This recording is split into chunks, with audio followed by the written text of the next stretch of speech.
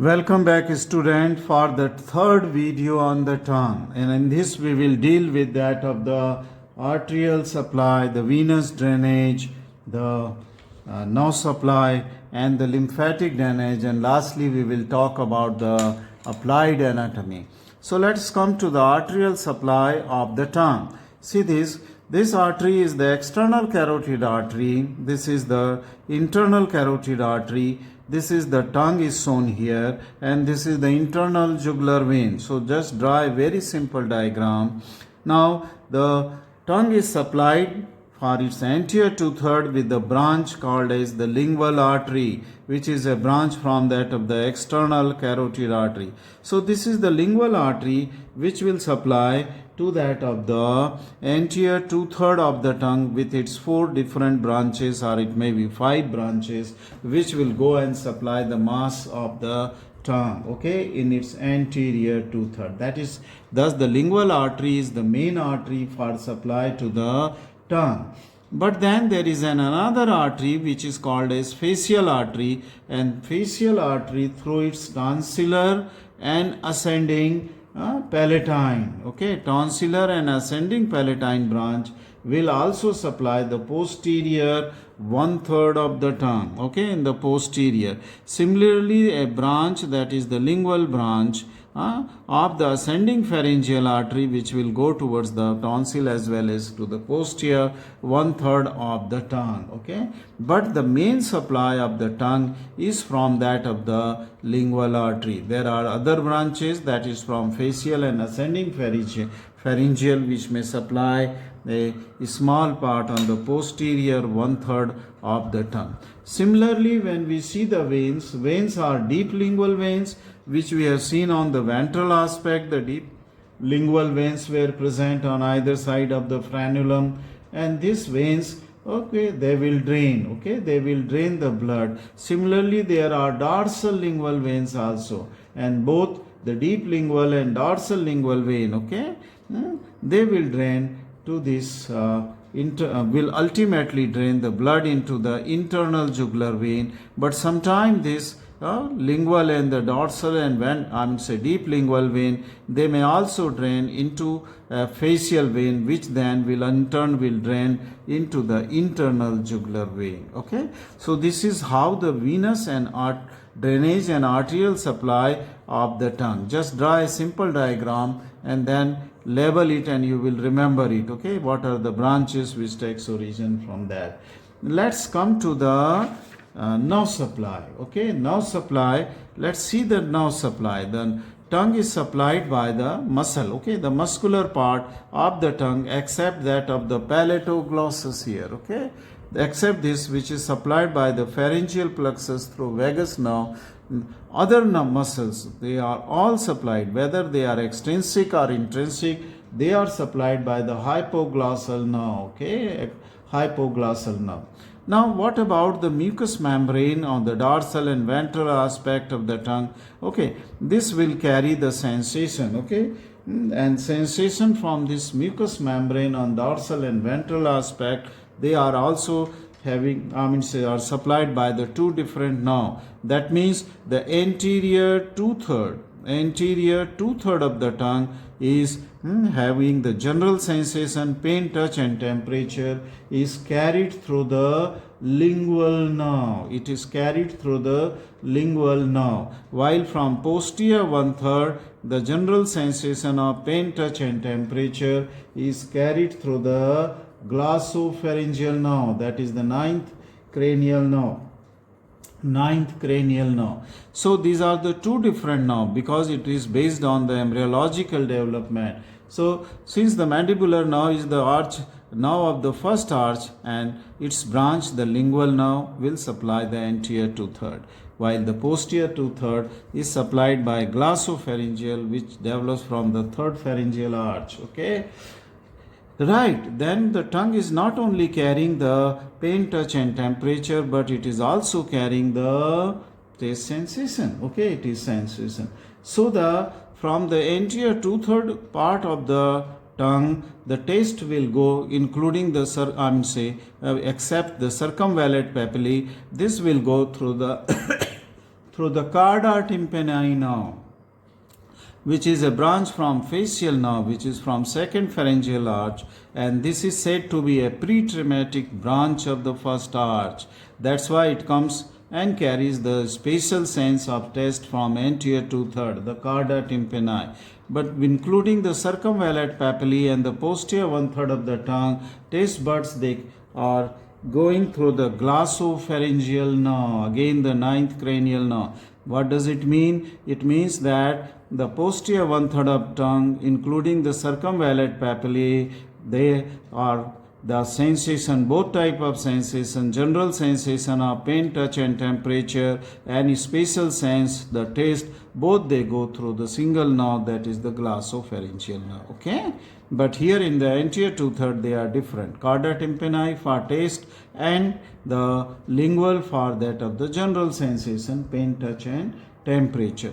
Now the posterior most part of the tongue, very close to the epiglottis, okay, it has a separate innervation, and this part of the posterior most part of the tongue is sensation, both the general sensation as well as the taste sensation, they will go through the internal laryngeal nerve.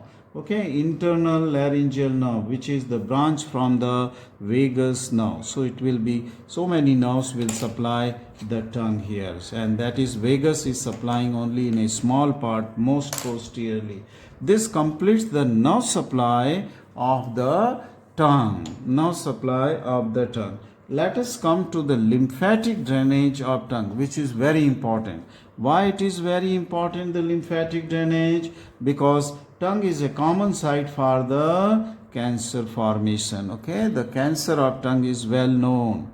Okay, because of chewing the pan, tobacco, okay, gutkhas and many things, and this leads ultimately to the cancer of the tongue, okay, of the neighboring area. Now this is the dorsal aspect of the tongue, which I have shown here. Now this is the median section or median sulcus is here, which divides the tongue in its anterior two-thirds and posterior one-third into right and left part. But here you will see this area, that is the tip of the tongue, okay, on right as well as left side, ultimately drain into the sublingual group of lymph node. Sublingual, I will show you a diagram from the book, okay, sublingual group of lymph node, but you draw a very simple diagram and then you will not forget. So the tip goes bilaterally, that means if it is the right side, it may go to the left, and left side also may go to the right side. Okay, so there is a bilateral, okay, drainage of the tip of the tongue into the sublingual group of lymph node. But here then the margin of the tongue, okay, the body, just in front of the sulcus limitans, okay, this will be draining to the submandibular on right side and submandibular onto the left side. So the margin of the tongue drain into the submandibular group of the lymph node.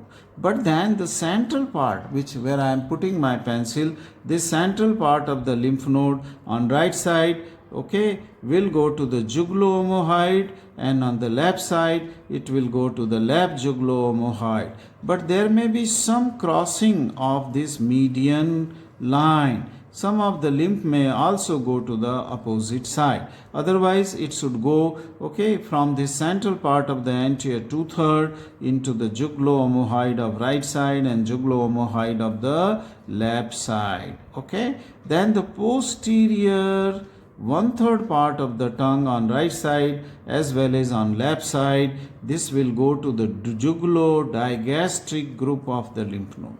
Jugulo-di. This both jugulo-omohyoid and jugulo-digastric, they are the part of the deep cervical group of the lymph node. This I will just find a diagram and will show you that how these structures they will go. Okay, just a minute. Let me find it out. Yes, it is here. You can see this diagram, and you can see that from the tip and close to the anterior part, this is the submantle group of the lymph node, very close to the lower margin of the mandible near symphysis manti. This is the submantle group of the lymph node, and then this part just laterally, this is going to the submandibular group of the lymph node, not only from the mucous membrane but the deeper structure of the tongue. So these are two important groups, submental and the submandibular will be separate for right side and left side, but submental may be common because it is the tip they are draining, okay, in the midline, okay. Then you can see here, these are all the deep cervical group of the lymph node, and this is the posterior belly of the digastric, and the lymph nodes which are close to the posterior belly of the digastric, they are called as jugulo-digastric group of the lymph node.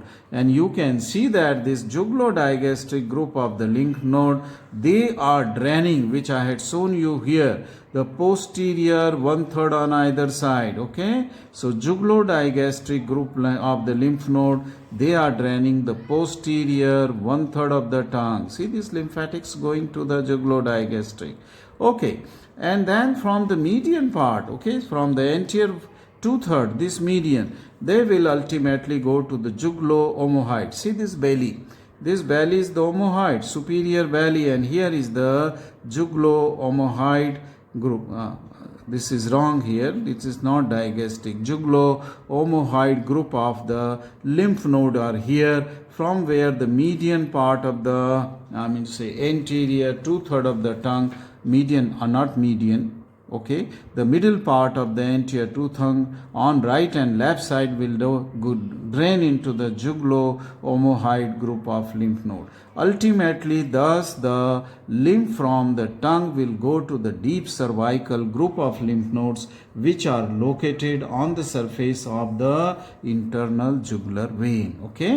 So an early diagnosis and early removal of this lymph node is needed, otherwise this lymph node will start penetrating to the wall of the internal jugular vein, then it will be very difficult to remove them. So this is an important, okay, aspect of the lymphatic drainage of this tongue.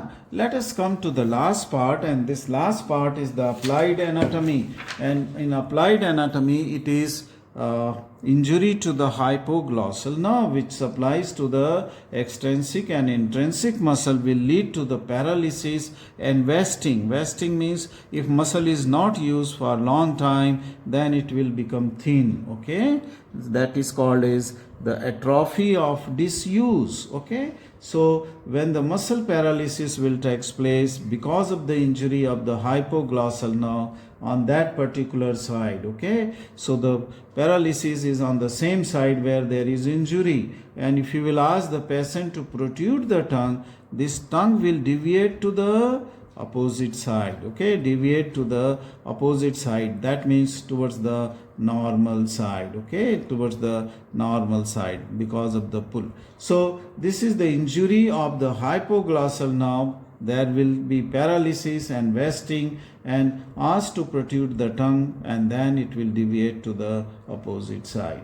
Now the cancer of the tongue, okay, may spread on either side, which I have told you. Either side means it may go from right to the left side here, crossing the median plane, crossing the median for both jugulo-omohyoid as well as for jugulo-digastric, okay. So it may go from right side of the tongue. If cancer is there, it may go into the left side of the tongue, spread into the left side. This completes the applied anatomy of the tongue. So in the third video, we learnt about the arterial supply, the venous drainage, then the nerve supply, both sensory and motor, and then we learn about the lymphatic drainage and its implied importance in relation to the injury to the hypoglossal nerve and its paralysis of the muscle on that side, and then we have also learned about the spread of the cancer, okay. Thank you very much for watching these 3 short videos on the tongue.